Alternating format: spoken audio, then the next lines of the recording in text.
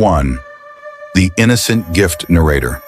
In 1970, Donna, a college student in nurse in training, received an innocent-looking gift from her mother, a simple Raggedy Ann doll. It was just meant to brighten up her small apartment. Little did Donna know that this gift would soon become a harbinger of unspeakable terror. Scene 2. Subtle Beginnings. Narrator. At first, nothing seemed out of the ordinary. The doll sat harmlessly on a shelf, its lifeless button eyes staring into the room. But soon, Donna and her roommate Angie started noticing subtle changes. The doll wouldn't stay where they left it. It moved ever so slightly, as if adjusting its position when no one was looking. Scene 3. Discovering the Unseen Narrator. The doll's movements grew more noticeable.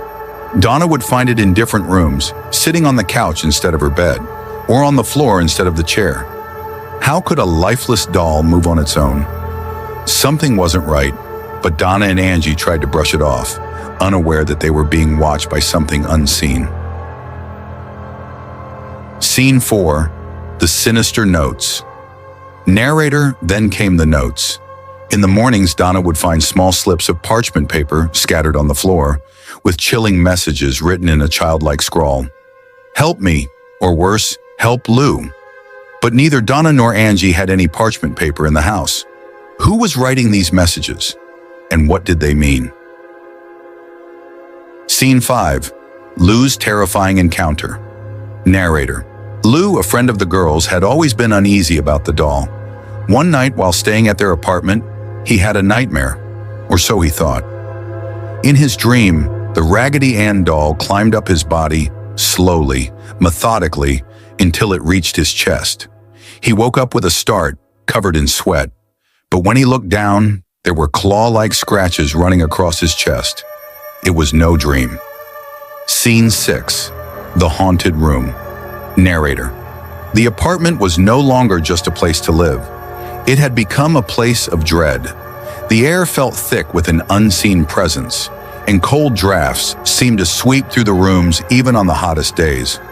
Objects began to disappear, only to reappear in strange places.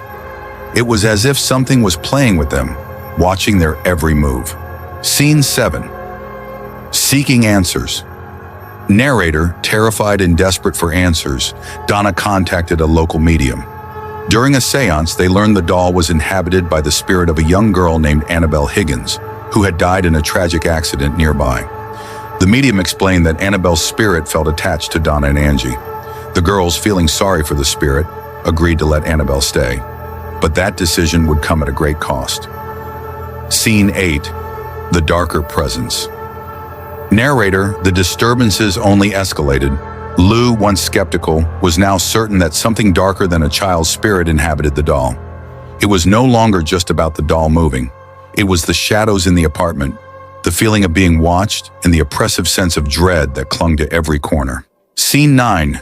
Ed and Lorraine Warren. Enter, narrator. In desperation, Donna turned to Ed and Lorraine Warren, paranormal investigators known for their work in some of the most terrifying cases in history. After their investigation, the Warrens delivered chilling news. This was no innocent spirit of a child.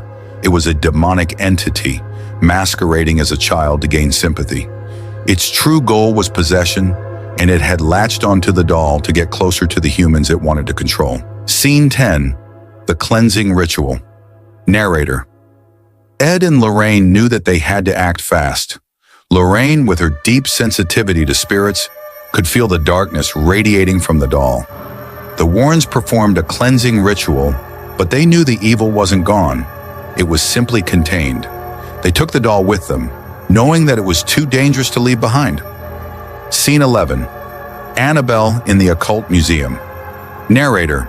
Annabelle was placed inside a glass case in the Warrens Occult Museum. The case was designed to keep the evil entity trapped within, but the warnings were clear. Positively do not open. Visitors to the museum reported feeling a sense of dread when near the case. Some even claimed to experience misfortunes after mocking the doll. Scene 12. A visitor's fatal mistake. Narrator. One visitor, a young man who visited the museum with his girlfriend, mocked the doll, laughing at its supposed power. As he tapped on the glass case, he ignored the warnings. Hours later, he lost control of his motorcycle and was killed instantly in a crash. His girlfriend survived and later told the Warrens that they had been joking about Annabelle just before the accident. Scene 13, the unseen force narrator.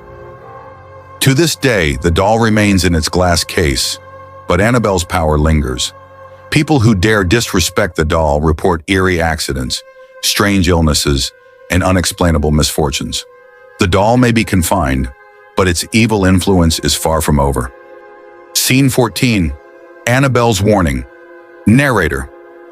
The Annabelle doll serves as a stark reminder that evil can take many forms, even something as innocent as a child's toy. If you ever find yourself near it, heed the warning. Some things are better left undisturbed.